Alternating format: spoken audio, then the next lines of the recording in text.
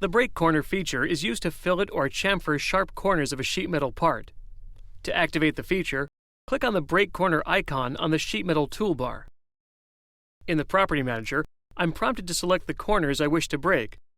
As I move the pointer over the part, notice only two types of entities are highlighting. The Close Corner feature activates a filter that will only let me select the small edges of external corners, or faces. If I select a face, any external corners will be selected.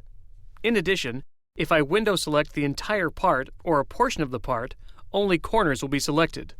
In addition to selecting corners, you have the option of selecting either chamfers or fillets in the Property Manager.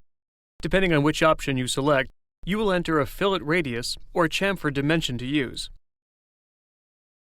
I'll click OK, and you can see the sharp corners are gone. If you're wondering why you wouldn't use a regular chamfer or fillet instead of the break corner feature, it's really just a matter of convenience. The break corner feature makes it easy to select external corners by using a filter, as you saw earlier.